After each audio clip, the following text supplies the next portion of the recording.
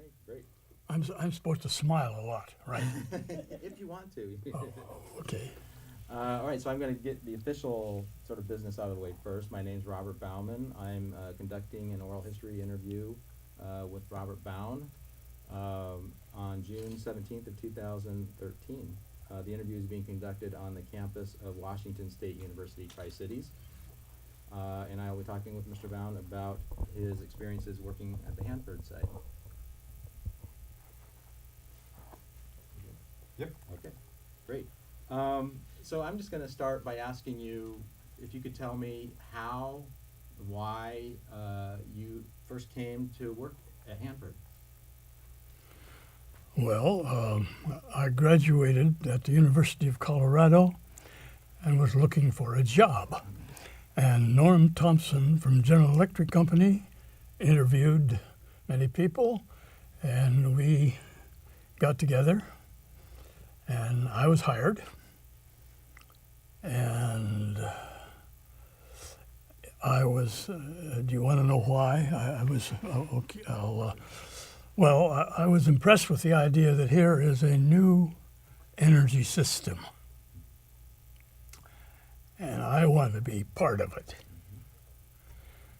So I was pretty excited about working in this industry.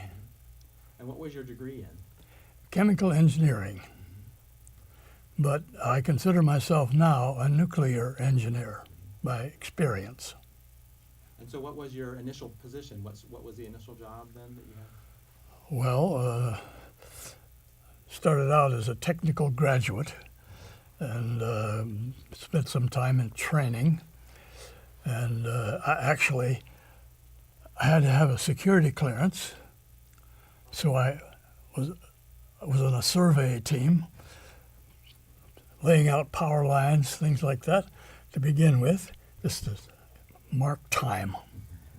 When the clearance came, well, then the work started. And I went, you want an experience? Absolutely. As a technical graduate, I sort of made stops at several spots so that they could look at me and I could look at them. I went to separations, the reactors, and I chose the reactors, and they concurred. And we lived happily for some time.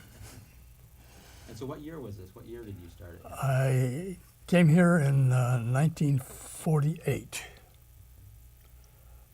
and I left in 1971. In the meantime, I worked for General Electric, Douglas United Nuclear, United States Energy Research and Development Administration, and then the Department of Energy. Great. So how long for General Electric then? Well, until they left the project, whenever that was, I don't remember it precisely. Yeah. And so when you started the reactors, with your first job, were you at the B reactor? I was at B And reactor. what was your job there? What sort of thing? Well, first of all, of course, it was in training on shift. Eventually, I became a shift supervisor, and then an area supervisor or operating supervisor, if you will. And then I went into, since that was shift work, went into a day job, and I was the in charge of scheduling and forecasting of the Hanford production and integration with the separations people and the federal department, the government, until I actually went to work for the government. So scheduling and forecasting, could you maybe explain that a little bit? What did that entail? Well, there were varying numbers of reactors, and I had worked at B and H, But as in my day job, I worked for all of them. I scheduled the outages and took care of the accounting for the production of all the reactors, made the reports, and scheduled their outages because that's takes a lot of people when they're shut down. So you only want one at a time. And you have to be governed partially by the need for discharging, refueling. So you get those variables, and you come up with a schedule that efficiently utilizes the force available. And then, so after you did that, what was your next position then, your next job? Well, I went to Washington, D.C. and worked for the Department of Energy there. Oh, okay. And that's a sort of a big blank period. I don't remember what I did. I must have worked hard, though. When you first came to the area then, where did you live? What sort of housing did you live in? I lived in a ranch house. I was the first occupant. So when the ranch houses were new, I got one. I lived in a little trailer in North Richland for a while. I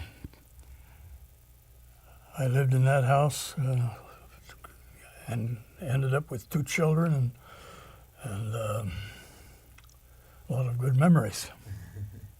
What was the area like when you first arrived here? What was the which like? What was the area like? Richland, the place to live, and The area was a mess. The big flood of 1978 had just occurred. Smell was not too good, and roads were torn up. A fresh dike had been built, and it was not fully landscaped, and it was sort of a difficult time, but we survived. And one of the things I like to ask people about is, Hanford was a lot of security, right? Sort of a secret site to a certain extent. I wonder if you could talk about that at all. What did that mean for you in terms of your work, in terms of security? Could you drive your car to work? Did you have to take? What was that last point? Could you drive a car to work, or did you have to take a bus, or how did that work? Well, either one. I preferred to take the bus and let somebody else do the driving, but because the areas were quite distant. But you could drive, and I would drive when necessary. And since I didn't always get my work done in the allotted time, I would have to get there on my own to catch up. And were there any other any security issues at all? Did you? I know you had to get a special clearance, right, to work. Had to have what? Yeah, a special clearance to work on the site. Oh yes, Q clearance. Well, in the security situation, you don't talk too much about work, away from work. But Richland, you weren't very far from work, and everybody else was in the same boat.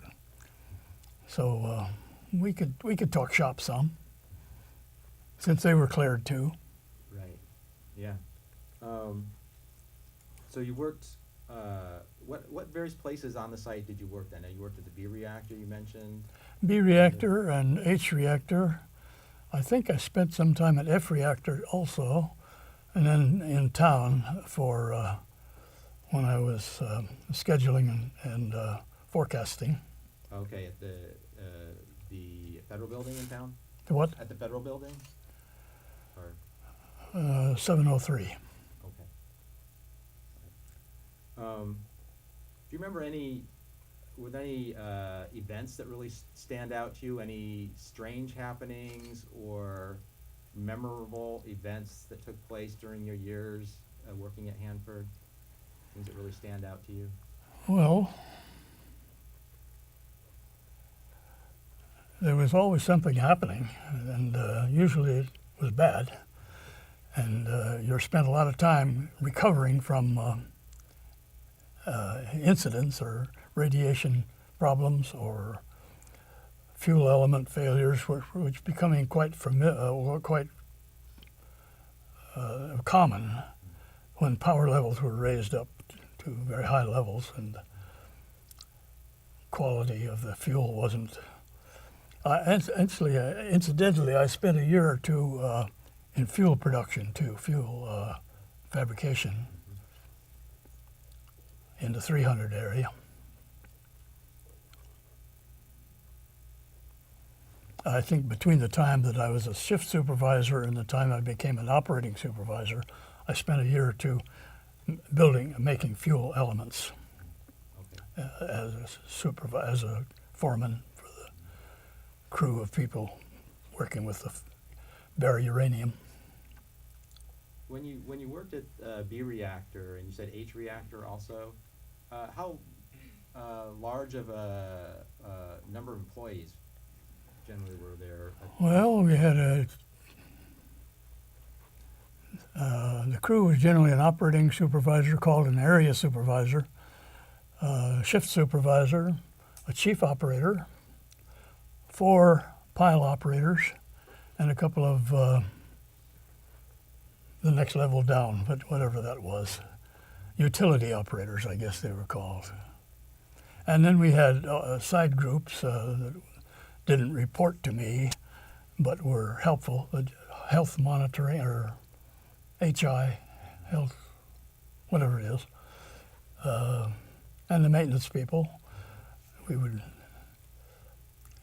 work with. So just a general plant operation. Yeah, okay. One quick thing I want to ask you about was President Kennedy came to the Hanford site in 1963 to dedicate the N reactor. Yes. And I wanted to ask you if you were there. Were you at the event? Any memories you have about that? About when the president was there? Yeah. Well, I wasn't personally involved with I was just doing my job. I was impressed, of course, by the president and the notoriety or fame that we enjoyed. Did you and your family go out to watch him do the dedication at all? Or? I think we did, yes. And my daughter says okay. She was there. Yeah, it must have been a pretty interesting. I mean, as I talked to other people, they said that this sort of one of the first times they really opened up the site to let family members come and onto the site to see the president. Well, it was just a big holiday, and I think they were impressed with the operation, and I hope they are again today. It's still there, but not operating. Yeah. So you worked at Hanford from 1948 to 1971, you said. Yes. Of course, much of that, the height of the Cold War. Did you have a sense of sort of the important work you were doing? I mean, what did you were sort of thinking about? Well, as I mentioned earlier, I was pleased to be associated with a new energy at nearly the ground level. It had been going for a while before I got there, and I enjoyed working there. I took part in community functions too. elected to city council. My wife was elected to be one of the freeholders, 20 freeholders that wrote the, whatever it's called, wrote the charter. The charter. Charter, for yes. The City of Richland charter? Yes. So we were involved, both of us, myself and my wife, in the founding of the city itself. It was a going operation before that, but under government control. And Can you talk about that a little more? When were you elected to the city council, and what made you decide to run for a seat on the city council? Well, I can't remember the exact date, but I was sort of encouraged to participate by an old friend, Fred Claggett, who has better credentials as an old timer, and he kind of encouraged me to work there, or to work in the community. And I served on the planning commission, things like that. So you were very involved in I was quite active. City government.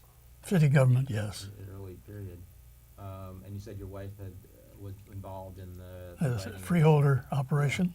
Do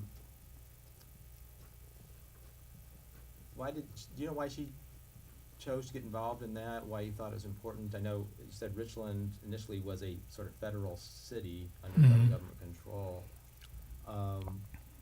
Why you thought it was important to move to becoming a sort of independent city? Well, you like to be independent of the government control, but since they're picking up the tab, you have to listen to them and accept their advice, usually, but and still remain your own person. We tried not to be a servant of the Atomic Energy Commission, whom I generally ended up working for. But we cooperated quite nicely. We worked together. I think it was a fruitful situation where we. So, what happened then when the transfer happened from federal government control to becoming an independent city? In terms of the homes, for instance, were people able to purchase their own homes? How did that? Well, they sold the homes to us at a bargain rate. There was a 75% of assessed valuation, I think. So we got a good deal, and we were proud to be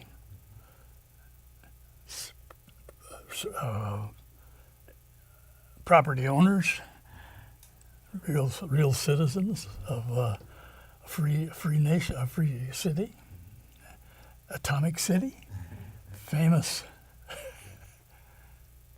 Were there any, in those early years in Richland, any community events, special celebrations, or community events that were important to the city early on?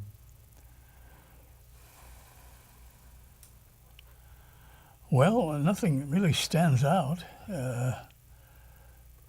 We had the general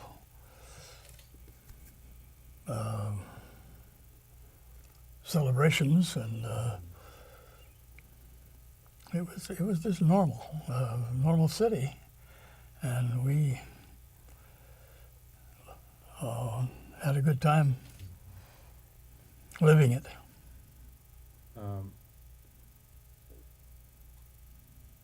What would you like future generations, maybe somebody watch this video 20 years from now or 50 years from now, what would you like people in the future who might see your interview or watch part of it or listen to it, what would you like them to know about working at Hanford? About what? About working at Hanford and what that was. Oh, working at Hanford. Yeah, Oh. and and what it was like to work at Hanford, or living in Richland during that. Yeah. Well, since it was my first job, I didn't have an awful lot of experience. Well, I'd worked construction jobs and things like that, but it was. I was proud to work for General Electric. I didn't have the emblem tattooed on me or anything, but I was a faithful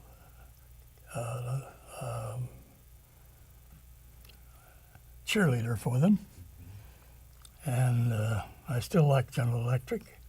I still like the federal government, and they were good to me, and I think I gave them my best. And how long did you mentioned that you worked at Hanford from 1948 to 71. How long did you live in Richland? Did you move at that point, or? I left Richland in 1971 for a job in Washington, D.C. with the Atomic Energy Commission And how long were you there? until 1986, through several employers, General Electric, Douglas United Nuclear, Energy Research and Development. It seems like there's one, but was there another one in there too? And then Energy Research and Development. Well, ended up with the Department of Energy anyway. And when you were in D.C., what sort of work were you doing in D.C.? What was your job there? A bureaucrat.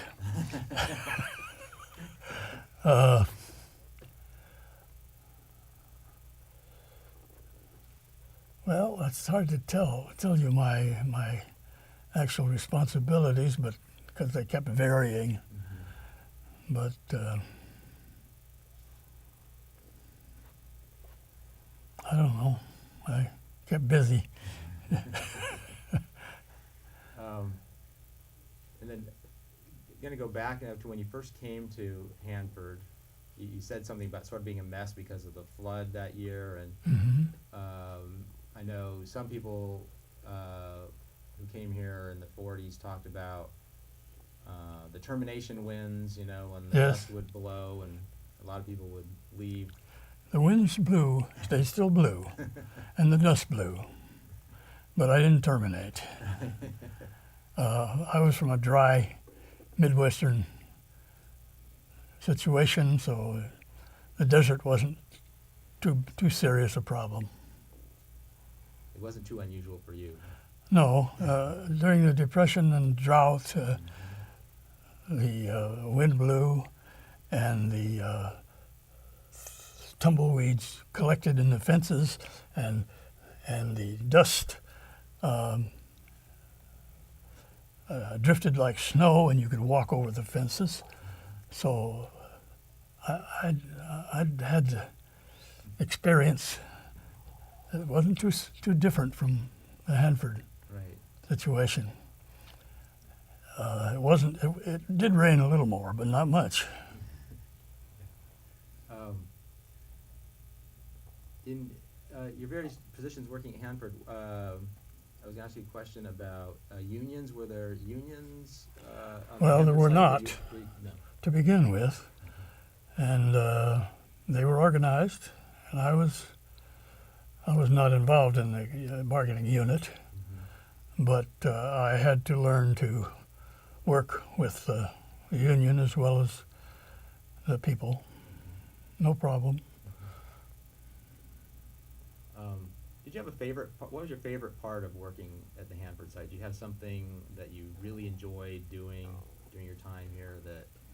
Of the various things you had to work on. Well, the scheduling and forecasting was pretty interesting. I started out just scheduling, and then they cut the number of reactors, and I also took over the forecasting operations and some inter-site work, shipping off of special products that you made at the reactors. I handled those, and it was a varied job and quite interesting.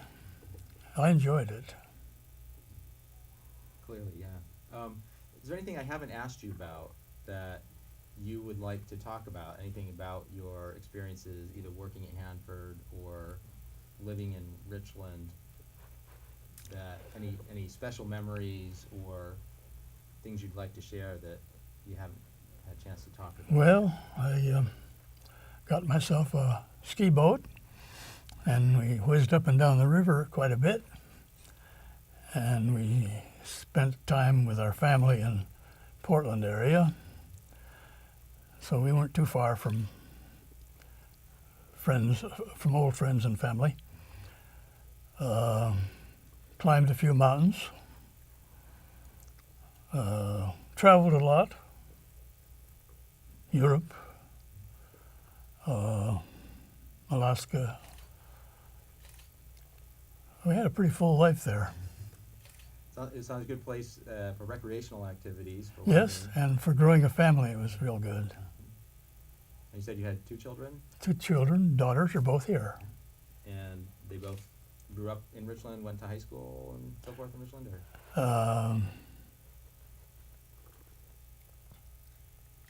Let's see, where'd you go to high school? We moved when I was in ninth grade. My sister Okay, did. we moved east. So they ended up in Maryland for high school, most of high school. Robin went to the University of Montana, and Karen, the younger one, went to Evergreen State College. Well, thank you very much. Again, is there anything else that you want to talk about, or memories you have from working that I haven't asked you about? Well, you've asked all the right questions. I hope I gave the right answers. Well, thanks again very much. I really Sure. appreciate you coming in and sharing your stories and memories. Thank you for the opportunity.